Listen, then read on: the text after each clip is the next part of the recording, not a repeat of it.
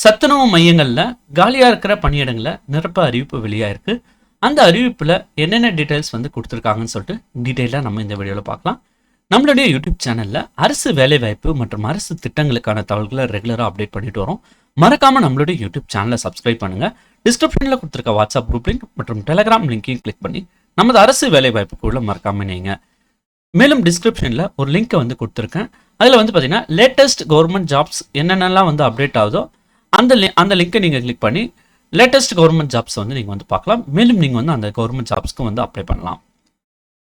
இன்னைக்கு இந்த வீடியோவில் திருப்பத்தூர் மாவட்டத்தில் இயங்கி வர அரசு பள்ளிகளில் செயல்பட்டு வரும் சத்துணவு மையங்களில் காலியாக இருக்கிற சமையல் உதவியாளர் பணிக்கான அறிவிப்பு வந்து வெளியிட்டிருக்காங்க.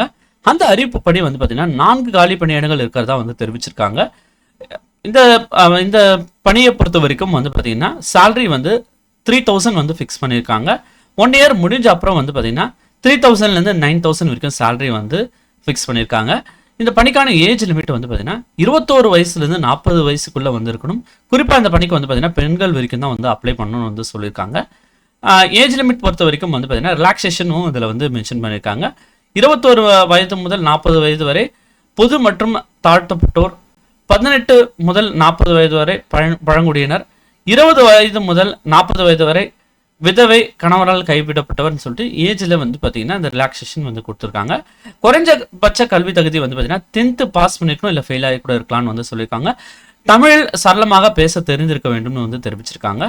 நியமனம் கோரும் மையத்திற்கு விண்ணப்பதாரின் குடியிருப்பு இடையே 3 கிலோமீட்டர் வந்து டிஸ்டன்ஸ் வந்து இருக்கணும்னு வந்து சொல்லியிருக்காங்க. மேலும் வந்து பார்த்தீங்கன்னா இந்த பணிக்கு வந்து அப்ளை பண்ணுறதுக்கான லாஸ்ட் டேட் வந்து பார்த்தீங்கன்னா 25/11/2025. இந்த பணிக்கு நீங்கள் அப்ளை பண்ணும்போது இந்த அப்ளிகேஷனுடன் வந்து பார்த்தீங்கன்னா உங்களுடைய டிசி, அப்புறம் எஸ்எல்சி மார்க் ஷீட்டோட ஜெராக்ஸ், அப்புறம் ரேஷன் கார்டோட ஜெராக்ஸ், நேட்டிவிட்டி சர்டிஃபிகேட் அதாவது இருப்பிட சான்றிதழோட ஜெராக்ஸ், ஆதார் அட்டையோட ஜெராக்ஸ் மற்றும் கம்யூனிட்டி சர்டிஃபிகேட் உள்ளிட்ட சான்றிதழ்களுடைய ஜெராக்ஸை வந்து இணைக்கணும்னு வந்து சொல்லியிருக்காங்க.